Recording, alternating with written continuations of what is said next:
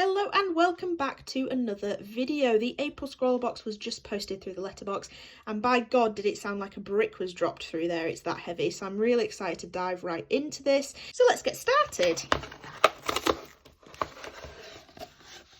Ooh, I see a metal tin and quite a hefty looking A5 pieces of paper. Right, so before we get into any of that, let's hide what this is so we don't have any spoilers. So this is the featured artwork and that is absolutely stunning. Look at that detail. Wow, that's beautiful. So this is the featured artist. So this is Candice Fincher. They are a mother of 3 young children. Rounding the art show circuit every weekend was not desirable, so I immediately thought of Etsy. I love selling my art on Etsy. I have been able to share my art with people all over the world and love the thought of my art being in so many different homes. Interesting. So there's not too much about kind of the style other than the fact that they like to paint insects. So that's interesting. I like this artwork. It is very beautiful. Very, very nice. It kind of looks like we've got some sort of watercolours or something along those lines. So let's have a look. We'll put that Scrawlr Zine to one side and we'll have a flick through once we've seen everything in here. Let's open up the supplies. Oh, okay. Interesting. So I think a lot of that weight was definitely this watercolour pad that I've spotted here. So let's run through what these supplies are. So firstly, we have the Scrawlr sticker, which is a part of that artwork. Very nice. I like the colours. Lovely. We have the sweet. This looks like one of those lime chocolate sweets, which I actually love. I really love these, so that would be nice to have. We have watercolour pencils. So these are Faber-Castell. There's no branding on that tin. Let me struggle to get in this for a minute. Okay, so let's have a look. Wow, these are chunky. Oh, there's the branding. I was wondering where the branding is from Faber-Castell. These are so chunky. I've never quite seen something like it. Wow, okay, so these are water-soluble pencils. Let's see what it says. These are high-quality watercolours that are great for providing versatility and of expression when drawing and shading and painting. Okay, acid-free, light-fast pigment. Wow, they're so big. I can't get over quite how big they are. Okay, they're lovely. Then we have a Frisk masking fluid liner. So this contains latex, so do be careful if you are allergic. And it has a fine point nib. Let me open this so I'm not talking over the crackling.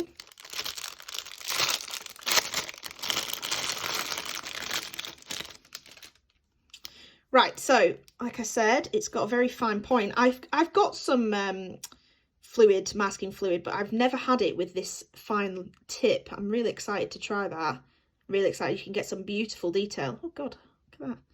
Got to be careful when I put that nib back on. So I'm assuming that's to stop it from clogging up. Very nice. Very nice. Oh. Then we have the Pro Art Polar Round brush. I quite like the Pro Art brushes. I've had quite a few of them now from Scrawlr and I think they're quite decent brushes. So I'm excited to try that. That is in size 4.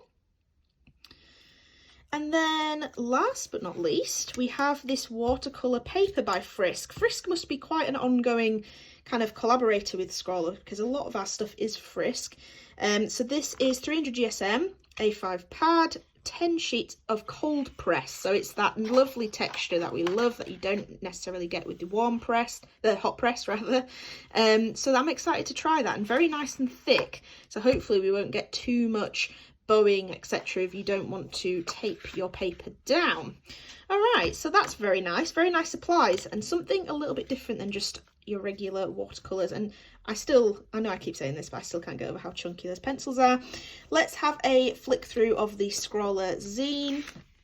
So this is a little bit more about those supplies, a bit more about the precision tip, and yes, it is a chocolate limes. I thought I recognized it, so I'm excited to eat that.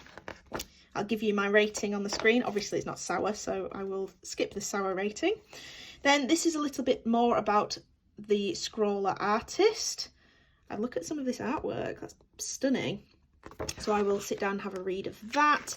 We have the Scrawlr tips and things to try, which as always I will read whilst I am swatching the supplies. Bit more of artist's advice. Again, I will pick out bits and read that over the swatching. Then we have the Scrawlr gallery. So this is from the Organic Origins prompt, where we received, what was this? Oh, this was the chunky Daleroni kind of paint tubes that we received. So the Organic Origins, oh, very nice artwork. Very, very nice. I like this one. I think that's probably one of my favourites on this page. Very lovely. Some lovely stuff. And then the top 3 that they have chosen for that month. Very lovely. I think these deserve to be the top 3. They're beautiful. I like this style, this very cartoony style there. Lovely. Very nice. And then the Scrawlr Extra is about dyes and colour, so that's very interesting. I'll have another read of that. So very good. I'm excited to try these. I think that's a nice thing. And then last but not least, we have the Scrawlr Challenge, which is Metamorphosis. Excited to try them. So let's get to swatching and we can get on with creating a piece of artwork based on that Scrawlr Challenge.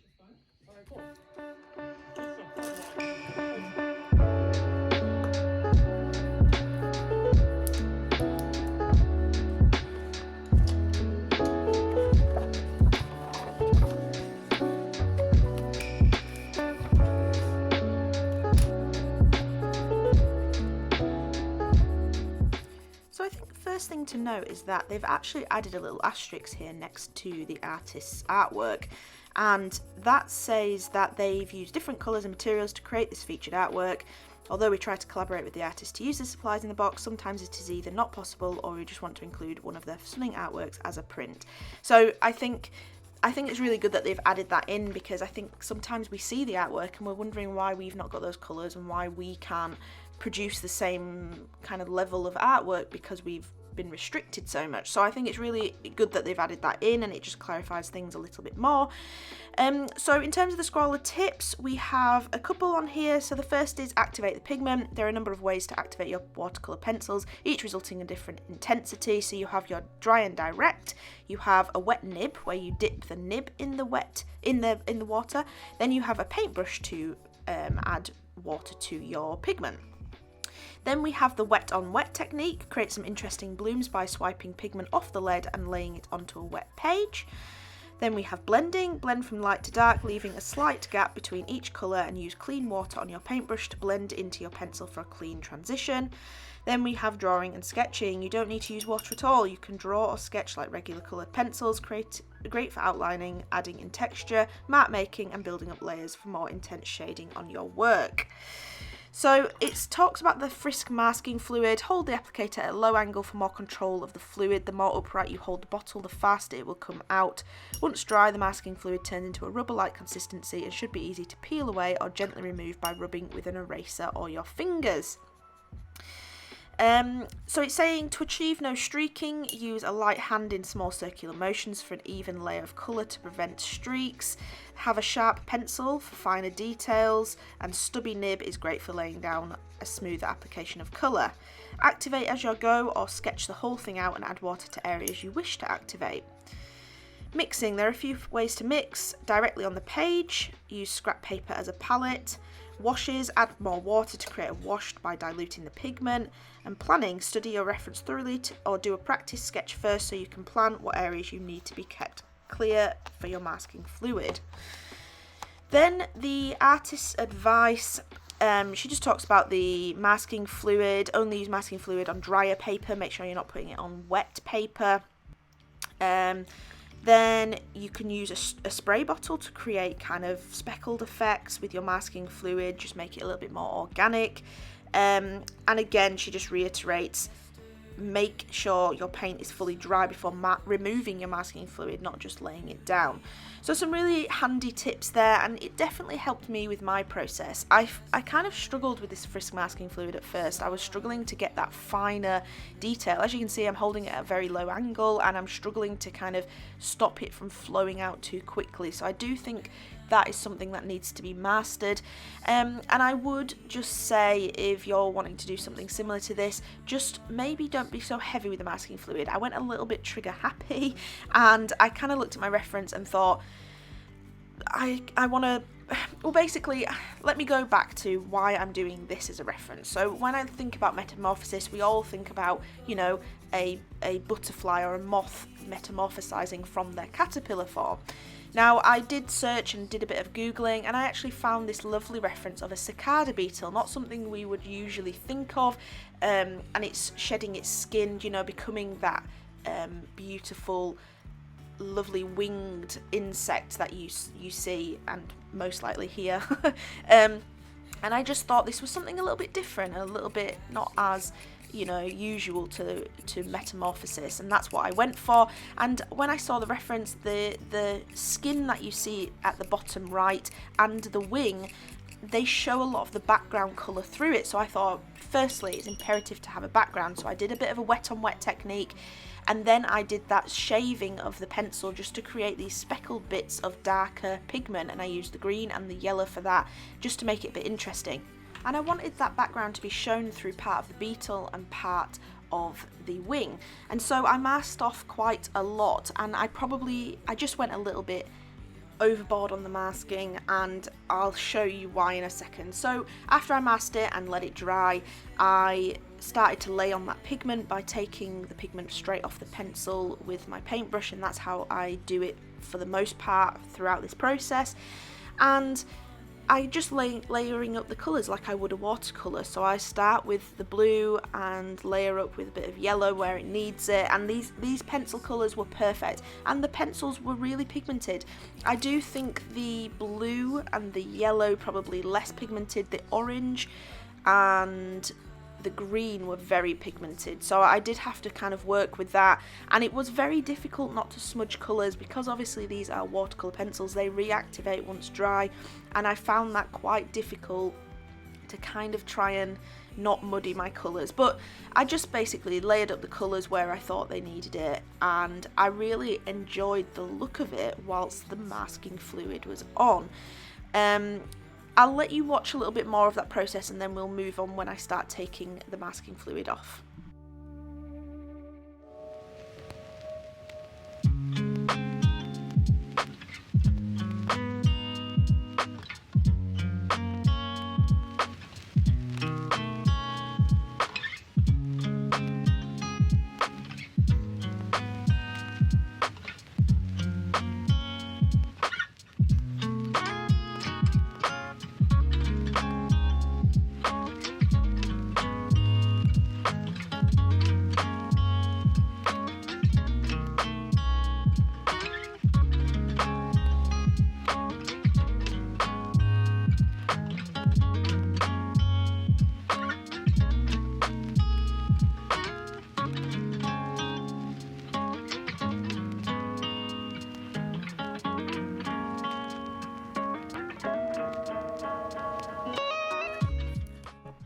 So as you can see, I'm just starting to peel that masking fluid off, and I'm suddenly losing a lot of that depth and colour that I'd just built up. And instead of creating these lovely white highlights I wanted, I was just basically almost peeling back the paint and starting at square one with these white patches that I then struggled to blend back into the work that I'd already put into it. Now, it worked perfectly on the wing, don't get me wrong, the wing was great. I created that really nice depth in the background where there's a second wing and it's creating that further shadowing on the background colour. That worked really, really well. But on the body and on the, you know, the shedding skin and the branch, it just really didn't work, and then I really struggled to have to blend it in, and so I actually ended up losing a lot of that white detail and those areas that I wanted to keep white as highlights because I was just trying to blend it so much. So I do think if you are going to use this, just be a little bit more selective. As the artist's advice said, plan where you want those white highlights, and maybe, you know, maybe I should have done the first layer of masking fluid, done one wash of colour and then peeled it back and applied a second layer. I think that may have worked a little bit better and a little bit more in my favour. So moving on to what I'm doing here, I decided to try and use the pencils as pencils, which worked somewhat. I think it worked quite well, but it's still difficult to get that fine detail. The paintbrush was definitely the way to go for me for this piece of artwork, but it was nice to kind of go back to just drawing with a pencil, and I do use the technique of dabbing the tip of the pencil in water and using that almost as the wet medium straight off the pencil, and that also worked quite well. It depends on how much pigment you want.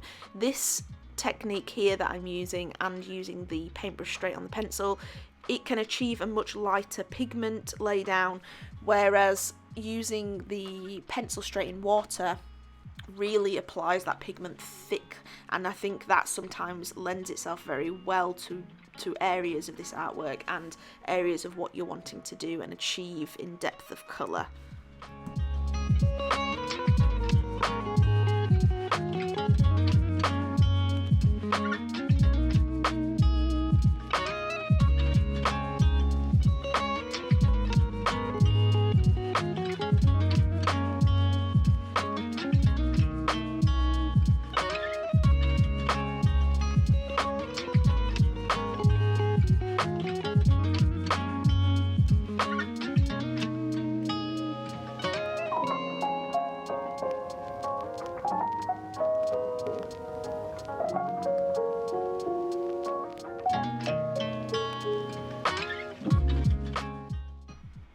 My thoughts on these pencils though is they are lovely. They're really pigmented. I don't really understand the need for them to be that thick and chunky. Are they, you know, some sort of more student grade or kids based pencil? I'm not really sure. I think if they made them less chunky, you could probably fit double the amount in that tin, which would have been great for the colours. But they're very nice. They're very soft. They do have a lot of pigment. Like I say, a couple of them maybe could do with more, but maybe that's just the colour choice. Maybe a deeper blue and, you know, a deeper yellow would have been better for my needs anyway. They are lovely colours though, but all in all they're lovely. They lay down really well. You don't get any ghosting with them. They, you know, layer very well. Yes, I have said that they muddy, but I think if you work with them a certain way, they layer very, very well.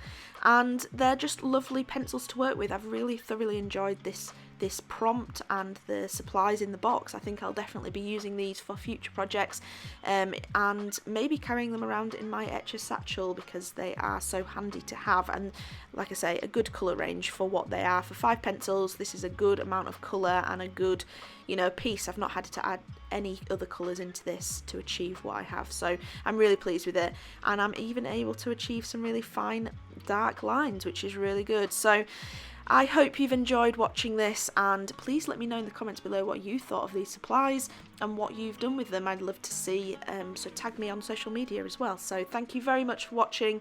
I hope you've enjoyed this video, and I'll see you in the next one. Bye bye.